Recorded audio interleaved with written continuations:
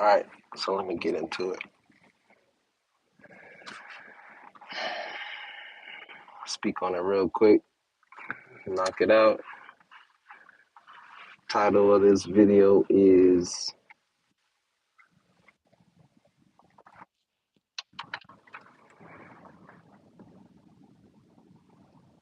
Why You Have to Relocate, Why You Can't, Why You Have to Move, Why You Have to Relocate to really prosper in your spiritual journey, why you have to relocate to truly heal from the pain, from the trauma, to really reset your mind. And I'll start off by saying, yes, you can mutate the energy around you.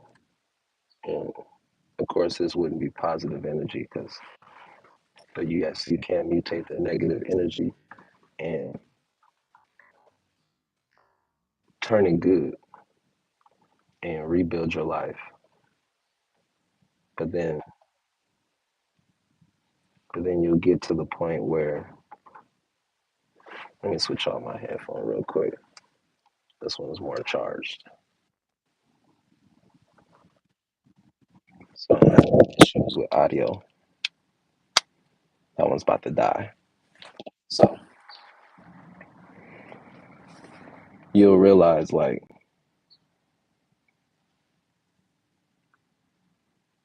the energy of, let's start off by, I guess we could start off with the family.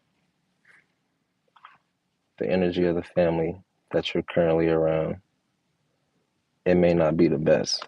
You may be trying to raise your child or reset your mind, and you're still surrounded by old mindsets. None of the new stuff that you follow or the people that you subscribe to or you watch or the knowledge that you take in, you're not surrounded by those people. You're still surrounded by all the individuals that think small, tear down your ideas, criticize you, make fun of you. They don't really want you to grow. And you'll see it fast. You'll see it fast. And it's like, if you don't, it's a real quick decision too. And that's what I'm saying. Like, the feeling that have to up and move, like you're gonna get it so fast. And it's like, now I'm realizing that you gotta act on it when you get it. But I felt like God was telling me, like, nah, it's still some healing you need to do in this situation, because my heart wasn't all the way open that it needed to be. So from that standpoint, it's like, okay, what do I listen to? And I'm talking about specifically for me. What do I listen to? Like, I feel like God is telling me not to move just yet. But then it's like, it'll seem like your situation where you're at, it's not developing. Like, you know what I mean? It's stagnant. But then you're still able to still make some kind of moves, you'll notice. And that was the interesting thing about me. I said it on a post. Like, I felt like I was in a stagnant place, and the energy around me was like I'm in California, so the energy here sometimes is kind of heavy. You know what I mean? A lot of people faking the funk. Um, a lot of miserable people in tight spaces can't breathe. You know what I'm saying? Everybody's probably smoking the same GMO weed. You know, everybody's going through the same problems. Rent going up, rent too fucking crazy. So it's like, you'll realize like some areas, like the energy in that area is not even good for you. And that's another reason why you have to relocate. So now you got your family, you got the energy in the area, you got the habits that might be in that area. You know what I mean? It can just be a lot. And if you don't care to make the changes, then you're kind of stuck in this cycle. And year after year, you're going to be trying to figure out what you can do to break yourself free from the situation. When really, you should have been kind of focusing on what your next step is, getting somewhere where you can actually afford things. Because I know for some of us, we'll be living in a space where like we say we can afford it, but it ain't really, we're not really there yet. Like, you know what I mean? Like the game plan wasn't really set for us to be in certain areas. So it's just like we were meant to leave, reestablish ourselves, and then, you're making some better money and you're making some better bread, then you're able to get to that spot where you can get there and live comfortably. Because I guarantee you, like, even from experience, most people aren't living off of what, the 40% of their income that they're supposed to. We're literally spending, some people are spending upwards 50, 60% of their income on rent. Then we got kids, rent, you know what I'm saying, rent 1,600, you got kids. You know what I'm saying? Let's say you don't give food stamps. Let's keep it real. Let's say you don't give food stamps. Let's say you make too much money, you don't give food stamps, right? Rent 1,600. You spending what? Let's stay on the cheap end. You can easily go to the grocery store and spend $200 easily, on a family of three. So let's say we spending $600 a month on rent. I mean, $600 a month on groceries. That's just groceries. Previously, that's what I'm saying. This is from experience. Daughter leaving the lights on at my last apartment when I was out there. Wichita, Kansas. So rent already cheap, right? But now my baby leaving my lights on. My light bill get up to 300. You know what I mean? Because the heat, the heater and the AC is all through the electrical system. So you leave it on, now your electric bill is higher. You know what I mean? The stuff that people don't probably be speaking about. I just thought it was funny. So my baby leaving my lights on. I'm just like, hey, Nicole, like, hey, my G, it's a big old house. You can't be leaving lights on. Like, can you turn them off when you're walking through the house? So light bill get up to like 400. So just imagine that. You know what I mean? You thinking you already spending 16. Now you got 600 a month on groceries. And then one bill. It's like three of them. One of your bills is what? That's what I'm saying. So just depends. You already got lights, maybe gas, lights, gas. That's what I'm saying. So electricity, gas, and then sometimes sometimes usually the apartments or sometimes the house owner, if it's not you, they take care of the trash and but that's like what, $50. So I paid for real expenses before, so I understand it. But all that accumulates. We as people, we still got to get to a place where we can take care of ourselves. You're not able to do that. I'm saying it kind of get tricky because you got to be able to do it for yourself, one, and then two, on top of that, being able to do it for your child or children. That's what I'm saying. I have two daughters, so a lot of me feeling like I have to relocate is me having to reestablish myself as a adult, one, and then two, it's like I want to put my kids in a better situation and get them out of a toxic situation. You know, because that's what, like, for me, I'm surrounded by the same people that I feel like did harm to me mentally and physically abused me. So still being surrounded by them, or them even having access to be able to see your children, like, some people wouldn't be able to handle it. I'm just shocked that I've been able to do it for so long and still be able to push forward. So I'm thankful for that, you know. So let's see. You got location, the energy and the location. You got your family and their thoughts and views on how you grown, or how you want to raise your kids, on new lifestyle that you may have adopted. I'm like, I don't eat meat anymore. I'm pretty much plant based, and my youngest daughter is pretty much just like me. So sometimes her mom, not her mom, but sometimes like her grandma or her great grandma will feed her things that I wouldn't normally feed her, and she may or may not even eat it. And it's kind of funny because it's just like, yeah, I don't even feed that stuff to my baby. So it's like if she doesn't like it, I already know why. I already know why she doesn't like it. So, you know what I'm saying? It don't even make me mad anymore because now it's like my baby got to the point where now her body rejects it and she can tell. So I think it's kind of interesting, and I was okay with kind of that process. So got the family that I'm saying, got the location, and then you'll realize like a lot of the friends, a lot of the friends that you have, they might be stealing energy from you. You know, even your relationship. I know I'm over here sweating. You know what I'm saying? I'm sitting up under the sun, it's getting some sunlight. So you'll realize some of them actually don't want you to grow. Like like you'll really be making moves and you'll really be developing yourself, and they won't really be doing anything for themselves. Like, and you kind of just gotta let them be them and let them grow however they grow. And I'm saying like you'll realize the ones that you can really rock with and grow with. And that's the dope part. Like, yeah, it might take a while. You might have to use a real strong level of discernment, but the real ones is always out there waiting for you to make some moves.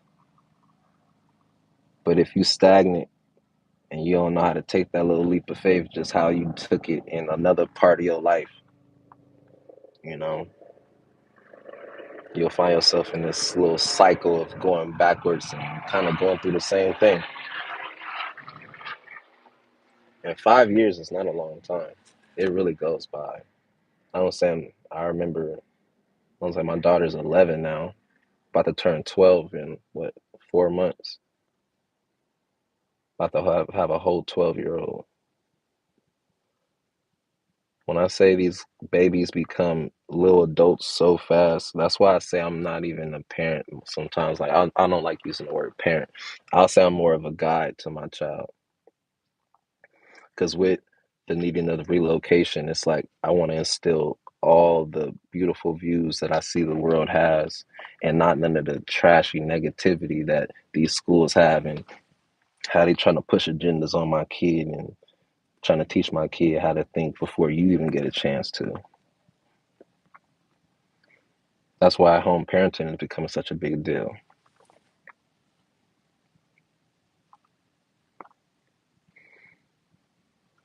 My child shouldn't be learning at school that she she should be trying to identify herself as a he, she, they, their, her.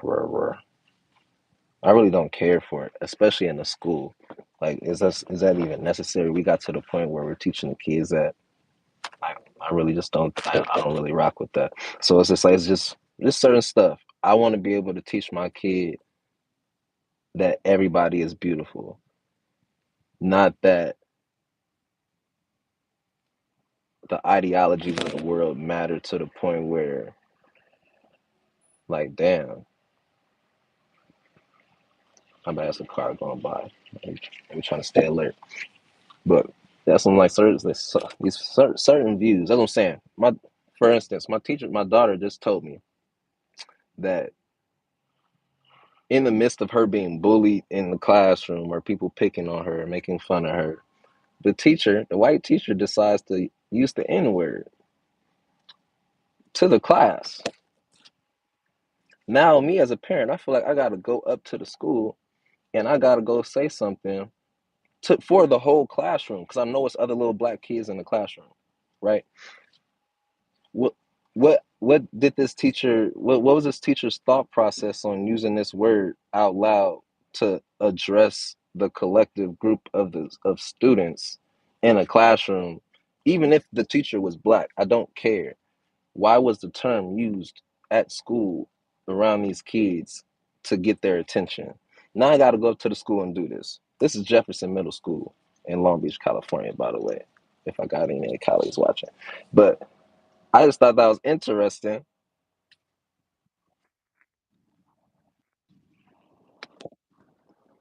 because I'm like,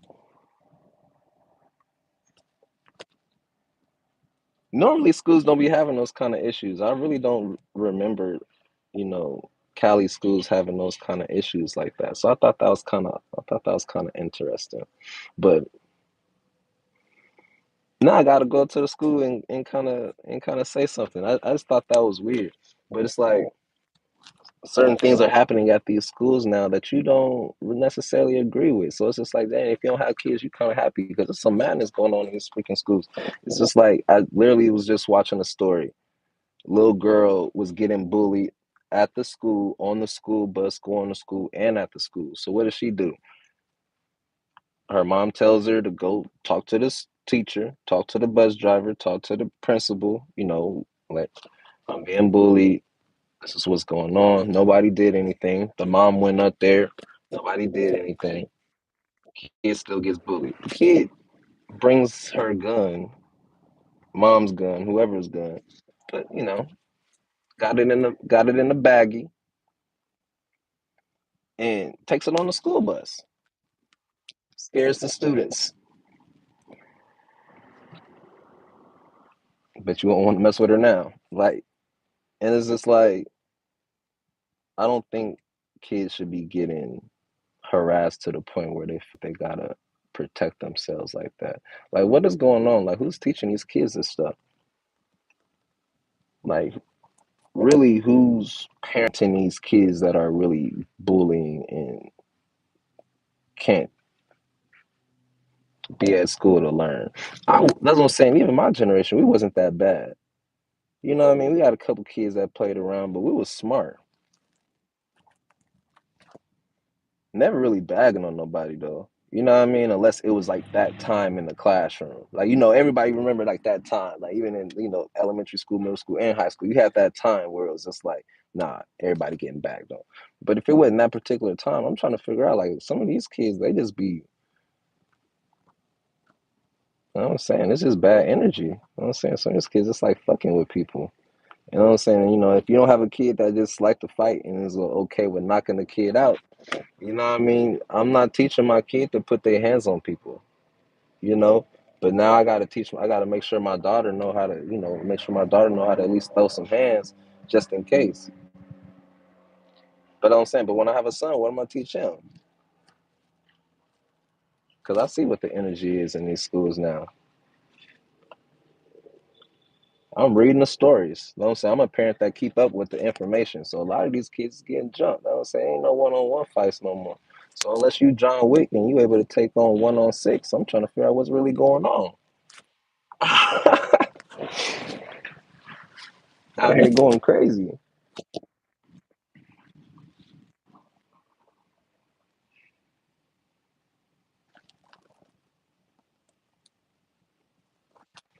But yeah, my mind didn't go blank. You know what I'm saying? It was just a car that I was passing by. But God is good, man. You know what I'm saying? I got some amazing things coming. I'm just ready to kind of get up out of here.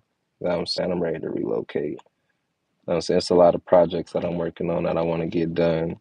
There's some beautiful people that I've been meeting that I want to be able to connect with and be able to make content with, be able to create products with, just be able to just be around. You know what I'm saying? You'll realize like you really got to leave the area you're in to even kind of be able to connect with some people. Yeah, they might come over to the area you in, but it ain't really about that.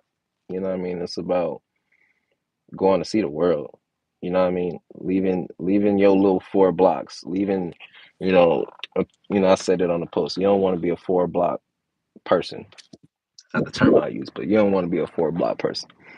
You don't want to literally be birthed, live, grow, and die literally in the same spot. You don't want that for yourself. This world is literally too big and has too much to offer. You just gotta go want to do it. You gotta want to see it. Literally, you gotta want to go see it. And I got a list, and I'm gonna eat at the best spots in every every state I can go to where it ain't a sundown town. I'm gonna go to every single one. But just to recap, let's see. Relocation. All right, relocation. Reasons why you should relocate. The energy of your family that could be altering how you're growing and how you're changing for yourself. Then you got the energy of the area, it might be holding you down. Then you just got the blessings that are just waiting for you on the other side of you taking that leap of faith. It's out there. Everything you want is out there. Everything you want for yourself is out there if you're willing to go try to go get it. I don't know. It ain't even a try. You just got to do. Every attempt, every attempt is literally you reaching closer to success. All you need is one. All you need is one attempt to be successful. That one try, that one attempt can turn into a massive success. So if you do that one try, that one attempt multiple times, act like it's your first time every single time. That's what I'm doing with this live. I ain't been on live in a minute, but act like that first time is literally the only time you have. So when you have the opportunity, you're taking it. You're not wasting it. So then it's like there's a lot of beautiful things out there for you. Not everything costs money. It ain't even about the money.